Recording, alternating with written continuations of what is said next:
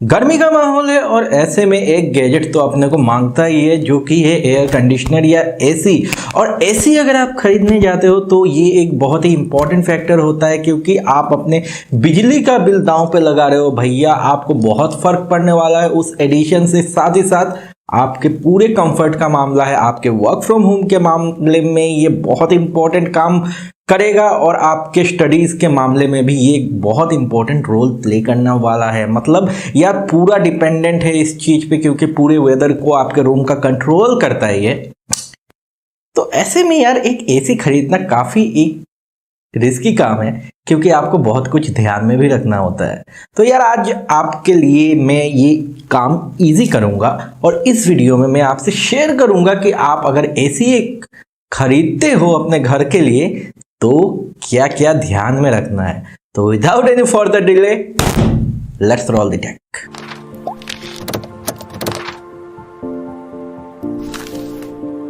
तो दोस्तों किसी भी एसी को अगर आप खरीदने जाते हो तो सबसे पहले तो दुकानदार से आपको डील करना होगा ना। आपको अपना फोकस इस चीज़ पे रखना है कि मुझको बहकना नहीं है, मुझको उसके बातों में बह नहीं जाना। मुझको पहले तो अपने पॉइंट्स का ध्यान रखना है और परफेक्ट एसी पिक करना है अपने रूम के लिए। क्योंकि अगर आप गलत उठा लाते हो तो या तो आपको बहुत ज़्यादा इलेक्ट्रिसिटी बिल पे करना पड़ेगा या तो आपको अपने कंफर्ट से कॉम्प्रोमाइज़ करना पड़ेगा। तो सबसे पहले हम लोग बात करते हैं टॉनेज की। ना दोस्तों आप सभी जानते हो एसी तो टन के हिसाब से आता है, लेकिन टन क्या है यार? एसी का वजन है कि क्या है? बेसिकली जो टनेज होता है वो होता है उसका कूलिंग कैपेसिटी। कितना बड़ा एरिया, कितना बड़ा रूम एक एसी आपका कूल कर सकता है। नाउ दोस्तों हम लोग मान लेते हैं कि आपका जो रूम है वो 130 स्क्वायर फीट के अंदर है। से 130 स्क्वायर फीट कैसे? से चौड़ाई में हो गया 10 फीट और लंबाई में हो गया 13 फीट। तो आप जब मल्टीप्लाई करोगे दोनों को तो कितना होगा? 130। ना 130 के रेंज में है तो आपको अगर दुकानदार कहता है, दुकान वाला कहता है कि भैया 1.5 टन का ले जाओ कूलिंग अच्छा होगा, बिल्कुल नहीं। आप 1 टन में कवर कर सकते हो। 1.5 टन का लोगे तो जल्दी कूल होगा, ये ठीक है, लेकिन इलेक्ट्रिसिटी बिल भी फिर आपका ज़्यादा आएगा ना। अगर आपका रूम 130 से 185 स्क्वायर फीट के अंदर है जो कि यूजुअली लोगों का नहीं होता है, लेकिन मान लो आप अपने हॉल में लगा रहे हो, काफ़ी बड़ा होता है, तो ऐसे में आपको 1.5 टन का लगाना है। इससे ज़्यादा होता है 185 स्क्वायर फीट से ज़्यादा होता है तो आपको 2 टन का लेना है या फिर आपको 1 टन के एसी लगाने हैं। नाउ यहाँ पे दोस्तों बात करते हैं एफिशिएंसी की। तो एफिशिएंसी कैसे हम लोगों को पता चलेगा? एफिशिएंसी है क्या? तो दोस्तों इलेक्ट्रिसिटी बिल इसी चीज़ पे डिपेंड करता है। आपका जो एसी है वो कितना एनर्जी कंज्यूम करता है कूल करने के लिए। तो देखिए दोस्तों जितना अच्छा कंपोनेंट होगा उसके अंदर उतना कूलिंग अच्छा होगा, उतना प्राइस ज़्यादा होगा। तो यहाँ पे BEE स्टार रेटिंग आपको देखना है। जितना स्टार ज़्यादा होगा, से 5 स्टार है तो बहुत कम बिल आएगा, और अगर 3 स्टार है तो उससे थोड़ा ज़्यादा आएगा, अगर 1 स्टार है तो बहुत ज़्यादा बिल आएगा। ये सारी चीज़ें आपको देखनी है। कितना वाट कंज्यूम करता है आपका एसी ये देखना है खरीदने से पहले। नाउ दोस्तों यहाँ पे अगर हम लोग बात करते हैं अगले चीज़ की, तो वो है स्प्लिट एसी आप ले रहे हो कि विंडो एसी ले रहे हो। नाउ देखो दोस्तों यहाँ पे बहुत बड़ा एक फैक्टर है अगर हम लोग बात करते हैं स्प्लिट और विंडो एसी के बारे में। तो बेसिकली आप तो समझ ही गए होंगे, स्प्लिट एसी है, 2 यूनिट अलग अलग होते हैं। विंडो एसी क्या है? आपको आपके विंडो पे फिट करना है, एक ही में सब कुछ है। तो उसके वजह से क्या होता है कि विंडो एसी के पीछे लगा हुआ होता है उसका कंडेंसर, कंप्रेसर वगैरह वगैरह, और आगे लगा हुआ होता है ब्लोअर फैन। ना कंडेंसर और कंप्रेसर का एक हीट तो जनरेट होता ही है, और ऐसे में आपको कूलिंग बहुत स्लो देखने को मिलता है क्योंकि वो डिवाइस खुद भी गर्म हो रहा है, क्योंकि उसका जो कूलिंग यूनिट और हीट एक्सचेंज यूनिट है दोनों एक साथ ही है। तो उसके वजह से आपको कूलिंग स्लो देखने को मिलता है, पावर कंजम्पशन ज़्यादा होता है। तो आपको मैं प्रेफर करूंगा कि आप स्प्लिट एसी लो क्योंकि स्प्लिट एसी में 2 यूनिट्स होते हैं। दूसरा जो मुद्दा है वो है नॉइज। ना दोस्तों आप देख रहे हो कि दोनों यूनिट्स एक साथ लगे हैं, तो वो जब चलेगा ना तो जो कंप्रेसर है उसका भी नॉइज आपके रूम में आएगा। तो ऐसे में आपके रूम में आपको नॉइज देखने को मिलेगा काफ़ी ज़्यादा। लेकिन अगर स्प्लिट एसी आप लेते हो तो क्या होगा कि एक्सटर्नल यूनिट बाहर है, वॉल के बाहर है, उसका साउंड जो है वो भीतर नहीं आएगा। बेसिकली अभी मेरा एसी चल रहा है लेकिन आप मुझको सही से सुन पा रहे हो, क्यों? क्योंकि उसका साउंड ही नहीं आ रहा है। स्प्लिट एसी है मेरा, लगा हुआ है वॉल पे, और उसका कोई जो एक्सटर्नल यूनिट है उसका साउंड अंदर नहीं आ रहा है। दूसरा चीज, यूनिट अलग अलग है तो हीट बाहर वाले यूनिट का इसमें नहीं आएगा।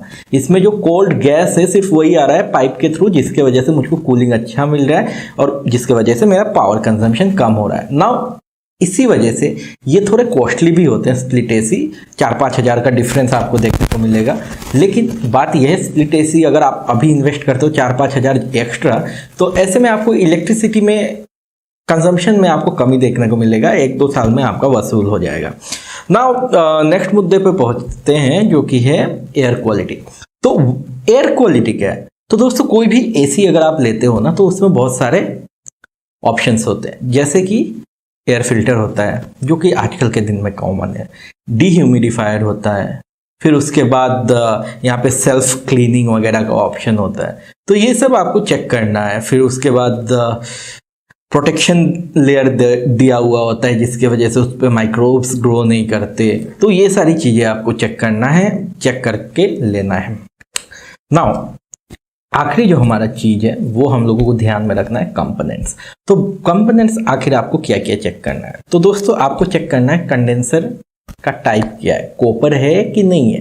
ना कॉपर और एल्युमिनियम के बीच में ये डिफरेंस है कि कॉपर हीट एक्सचेंज बहुत आराम से करता है, लेकिन एल्युमिनियम में थोड़ा दिक्कत आता है क्योंकि कॉपर एक अच्छा कंडक्टर है हीट का, जहाँ पे एल्युमिनियम उससे नीचे आता है। तो दोनों ही अच्छे हैं, लेकिन बस इलेक्ट्रिसिटी बिल में आपको डिफरेंस देखने को मिलता है।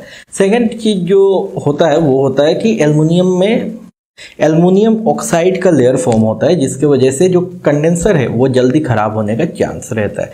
तो ये चीज़ें आपको ध्यान में रखनी है कि आप एल्युमिनियम ले रहे हो कि कॉपर ले रहे हो। नाउ दोस्तों मूव करते हैं सबसे इंपॉर्टेंट फैक्टर की तरफ कि आप जो एसी खरीद रहे हो क्या वो इन्वर्टर है कि नॉन इन्वर्टर है।